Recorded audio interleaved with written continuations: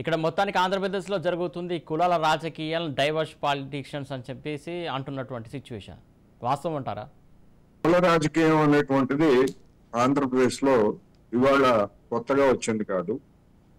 ఏ పార్టీకి అవసరం అయితే ఆ పార్టీ నేతలు కులాలను ముందుకు తీసుకురావడం అనేటువంటిది గత కొన్ని దశాబ్దాలుగా సాగుతా ఉంది.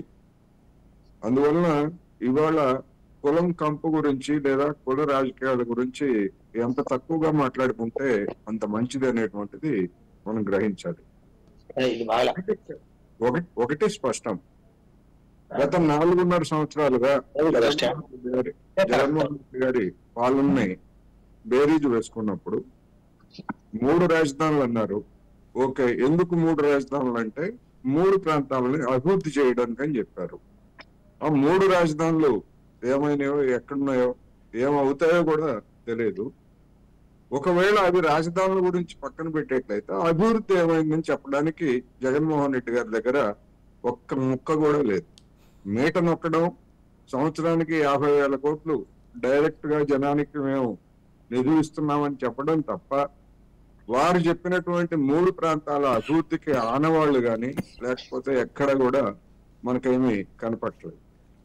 అభివృద్ధి అంటే ప్రభుత్వం పెట్టుబడులు పెట్టి లేదా ప్రజలకు ఉపాధి కల్పించేటువంటి ఒక శాశ్వతమైనటువంటి వనరులని కల్పించడం అనేటువంటిది అభివృద్ధి. ఆ విధంగా చూసుకున్నప్పుడు ఆంధ్రప్రదేశ్ లో అభివృద్ధి అనేటువంటిది లేదు.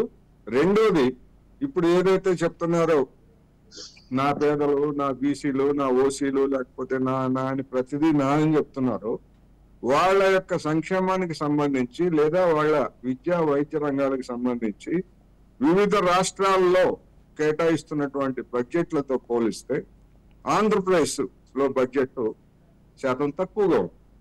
అది నేను చెప్పడం కాదు, పిఆర్ఎస్ లాంటి పార్లమెంటుకు అనుబంధంగా ఉండేటువంటి పరిశోధన సంస్థలు అవన్నీ కూడా లెక్కలన్నీ కూడా ఉన్నాయి. ఎవరైనా నేను చెప్పేదాంతో విభేదించేట్లయితే ఆ వెబ్సైట్ లోకి వెళ్ళి వాళ్ళు ఏం విశ్లేషణ చేస్తున్నారు, ఏ రాష్ట్రంలో రోడ్లకు ఎంత ఇచ్చారో లేకపోతే ఇంకోటి ఎంత ఇచ్చారు అనేటువంటి శాతాలతో సహా మనకు అందుబాటులో ఉన్నాయి, చూడొచ్చు.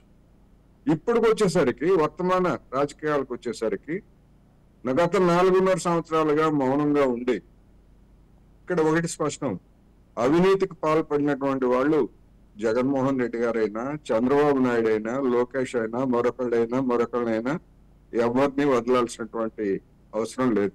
డెఫినెట్ గా వాళ్ళ మీద కేసులు పెట్టొచ్చు, వాళ్ళ మీద తగినటువంటి ఆధారాలను రుజువు చేసి వాళ్ళకి శిక్షలు కూడా వేయించవచ్చు. దాన్ని ఎవరు తప్పుపట్టేట్లా.